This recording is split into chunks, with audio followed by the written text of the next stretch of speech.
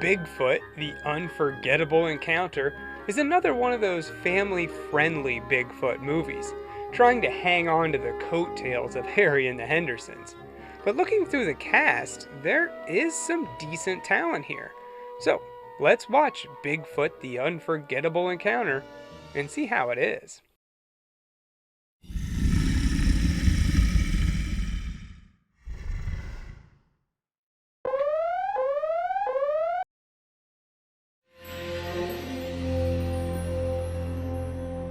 The movie opens up with some hunters telling stories around the campfire.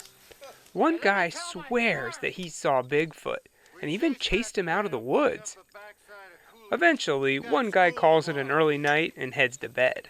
The others make fun of him, but maybe they should go inside too, because our favorite hairy hominid is watching them from the bushes. One of the hunters gets up in the middle of the night to take a leak, and we know how Bigfoot feels about guys peeing in the woods. He tackles the guy and starts wailing on him, then carries him off into the woods. Man, for a PG movie, this is pretty scary. I like it. The next day, they report the missing hunter to a park ranger, Nick Clifton, played by Matt McCoy, who, years later, played the lead in Abominable. It makes me wonder when these actors play roles in multiple Bigfoot movies, if they believe in him or not. Anyway, they tell him what happened, but everything was so dark that they didn't get a good look at what took their friend. So everyone just assumes it was a bear. It's not until a little later that Sasquatch gets noticed. This wannabe Bob Ross is out painting a picture when he spots the creature. Luckily, he's smart enough to take a couple pictures and record it. This is our first good look at the creature, and honestly, it looks great. From a distance at least, the hair closely resembles Patty from the Patterson-Gimlin footage. I'm impressed. Well, this guy takes his footage to the news and everyone sees the story, including Chaz Frederick, some billionaire that wants to stuff and mount Bigfoot for his personal collection. He calls his assistant Gary, played by Clint Howard. Always fun to see him. Are you lucid? Gary is sent to the town of Shaver, where the sighting happened, to gather up some locals to hunt down the creature. The reward for such an epic find? $1 million. Needless to say, everyone jumps at the idea. Sure, but talk fast, we're going hunting. For Bigfoot? Nah, hamsters. So the hunters are out there trying to kill Sasquatch. Who's gonna save him? That's when we meet Samantha, a professor at the local college, and she works in the anthropology department, which just received a huge grant to study Bigfoot. After she sees the footage, she figures it's the perfect excuse for a field trip for some of her students. So they head out with the goal to capture and identify the creature. And finally, the last important members of the cast, we meet the Higgins. They're out camping in the park, and two brothers, Cody and Ben, run off to play. Cody's played by Zachary Ty Bryan, more famous as Brad from Home Improvement.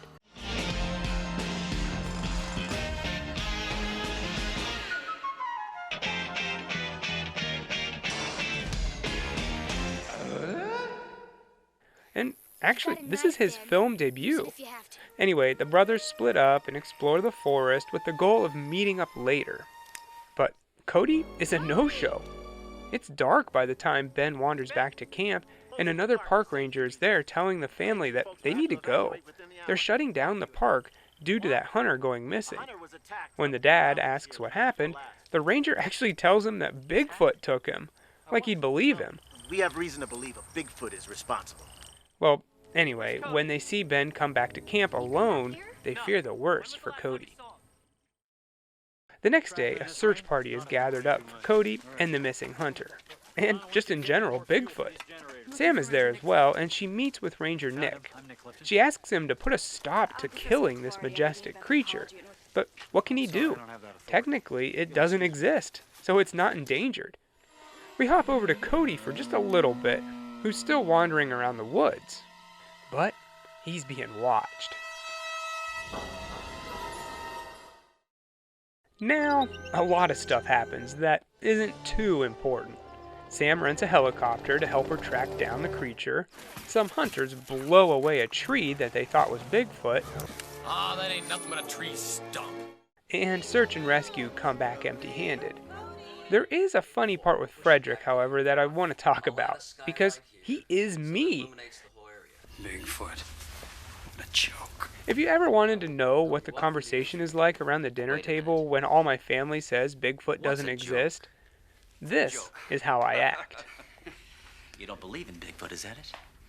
There are over 2 million acres of uncharted wilderness in the Northwest.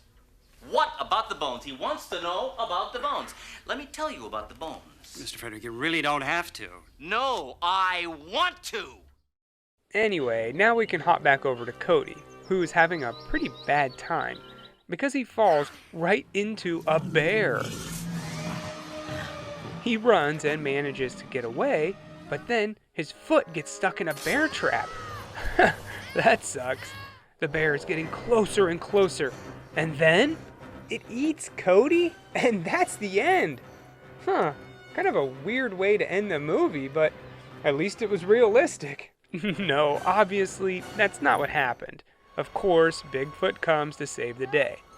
Cody sees the hulking beast standing above him, and all he can do is beg for help. And Bigfoot obliges, fighting the bear head on. This is actually pretty impressive. Even if it's just a bear handler in the suit, that bear doesn't know that, and would probably think that whatever this thing is, I need to kill it. This had to be pretty dangerous to shoot. Well, in the end, Bigfoot wins and frees Cody. This is the first chance we get to see our creature up close, and although I really like the suit, the face just isn't cutting it. The mouth makes him look like a Ninja Turtle. Great! Go ahead! We don't need ya!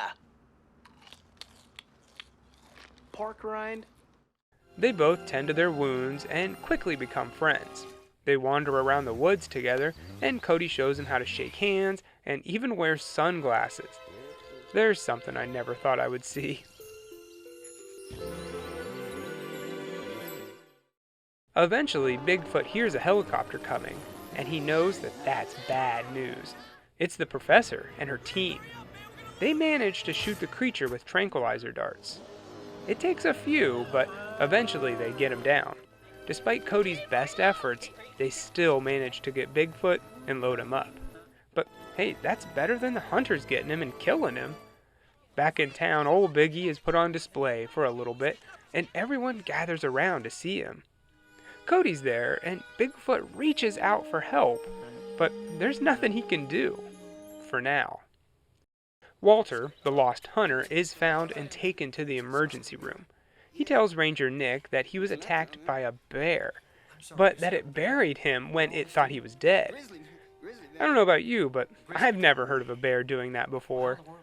Gary calls Frederick to inform him that Bigfoot was found, but not by any of his hunters, so he books a flight to Shaver right away.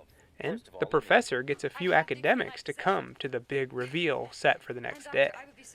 But that night, Cody and Ben come up with a plan that changes everything. They sneak over to Bigfoot's enclosure and, using a car jack, get him out of there. Samantha is understandably pretty upset with this. Cody's dad makes the boys come clean about what they did, and Cody defends himself, saying that Bigfoot should be free, which Ranger Nick agrees to. However, he also knows that if they could prove his existence to science, then he would be put on the endangered species list, and couldn't be killed. So they might have just lost their chance to do that. To make matters worse, Frederick has raised the reward for the hunters to $2 million. However, his only stipulation is Bigfoot needs to be killed. He doesn't want him alive. For some reason, I don't know. But if Cody could remember where he first saw the creature, then maybe that's where he lives. And the good guys could get to him first. It doesn't take them long to find their prize. Bigfoot is right where Cody said he would be. Sam sees him and starts climbing the cliff to get to him faster. But she gets into some trouble, and she can't hold on forever. Just then, you guessed it, Bigfoot offers his hairy hand in assistance. He gets her to safety, and they share a moment, and then he takes off.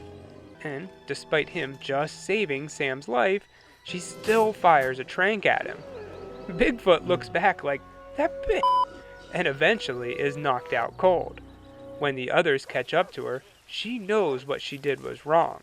So now she's planning on catching and releasing. But then Nick has a better idea. If they do that, then Frederick will certainly kill the creature. Why don't they box him up and ship him to a wildlife preserve 3 hours away, where it's illegal to hunt, carry a gun, or even hike? So it would be the perfect place for Bigfoot to roam free. So that's the plan. They cage him up one last time and head out, with a news crew following them. Everyone is watching as the creature is hauled away, but at this point, don't you think that they would have enough evidence to classify this thing? Then he could live wherever he wanted and it wouldn't be illegal to shoot him. But I guess no one thought of that. Everything is going pretty smoothly until Frederick and his men show up. They do everything they can to try to get the truck to crash, but thankfully, Nick manages to push them off the road and they flip their truck.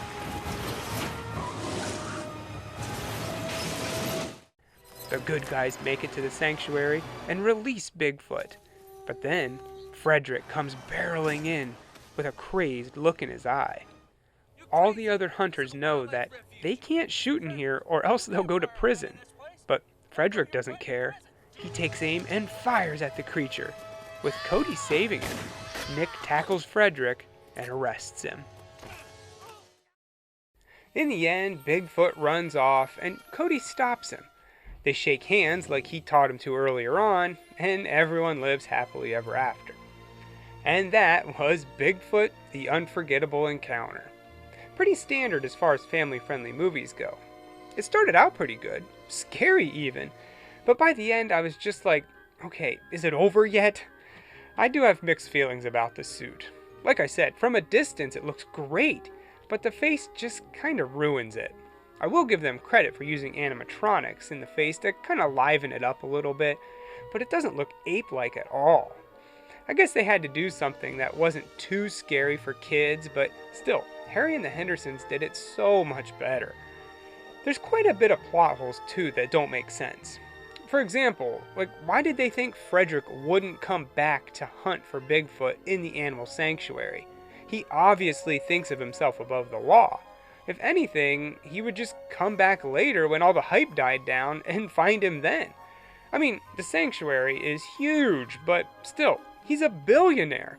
I'm sure he would have found it eventually. But I get it. It's a kid's movie.